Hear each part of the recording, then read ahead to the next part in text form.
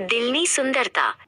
એક મોટા શહેરમાં હેતલ નામની એક મહિલા રહેતી હતી। તે ખૂબ જ ધનવાન હતી। તેને બહારથી સુંદર દેખાવું ખૂબ ગમતું હતું।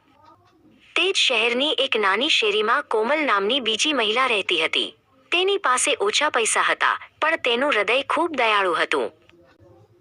હેતલ દર શનિવારે સનશાઇન બ્યુટી પાર્લર જતી હતી। આજે પણ તે તેની મોટી ગાડીમાં પાર્લર પહોંચી। કોમલને તેના કામ માટે ભેટ તરીકે એક વાળની માલિશ મળી હતી। તે પહેલીવાર આટલા મોટા પાર્લરમાં ગઈ, થોડી ડરેલી પણ ખુશ હતી। બંને એકબીજાની બાજુની ખુરશીમાં બેઠા।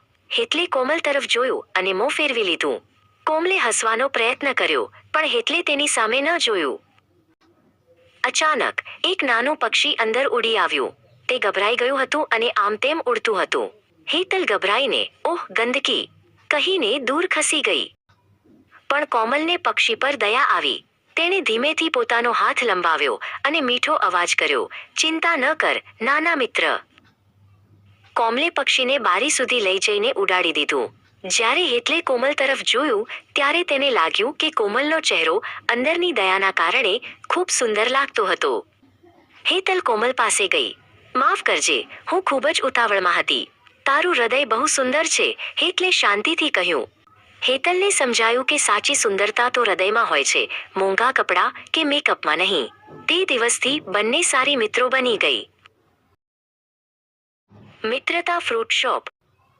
એક મોટા શહેરમાં ધનેશભાઈ રહેતા હતા। તેમની પાસે ખૂબ પૈસા હતા, પણ તેમનું મોટું ઘર ખાલી લાગતું હતું। તે જ શહેરમાં રમેશભાઈ રહેતા હતા। તેમની પાસે પૈસા ઓછા હતા, પણ તેમના મનમાં સારા વિચારો ખૂબ હતા। એક સવારે ધનેશભાઈ રસ્તા પર ચાલી રહ્યા હતા। તેમણે જોયું કે રમેશભાઈ ખૂબ જ સરસ ફ્રૂટ સલાડ બનાવી રહ્યા હતા। ધનેશભાઈએ ફ્રૂટ સલાડ ખાધું। "વાહ, કેટલું સ્વાદિષ્ટ! પણ તમે અહીં નાની ગાડી પર કેમ વેચો છો?" રમેશભાઈએ કહ્યું, "મારી પાસે મોટું દુકાન ખોલવા માટે પૂરતા પૈસા નથી, ધનેશભાઈ." ધનેશભાઈએ વિચાર્યું, તેમની પાસે પૈસા હતા અને રમેશભાઈ પાસે સ્વાદિષ્ટ રેસીપી અને મહેનત હતી। "ચાલો, આપણે સાથે કામ કરીએ," ધનેશભાઈએ કહ્યું। "હું પૈસા આપીશ અને તમે સ્વાદિષ્ટ સલાડ બનાવશો। આપણે ભાગીદાર બનીશું." રમેશભાઈએ હસીને હાથ મિલાવ્યો। તેઓએ એક સુંદર રંગીન દુકાન ખોલી, જેનું નામ મિત્રતા ફ્રૂટ શોપ રાખ્યું। ધનેશભાઈ હંમેશા હિસાબમાં પ્રામાણિક હતા અને રમેશભાઈ હંમેશા સ્વાદમાં પ્રામાણિક હતા। બંનેએ ખૂબ મહેનત કરી। ટૂંક સમયમાં તેમની દુકાન આખા શહેરમાં પ્રખ્યાત થઈ ગઈ। તેઓએ શીખવ્યું કે સહકાર અને પ્રામાણિકતા સૌથી મોટો ધન છે।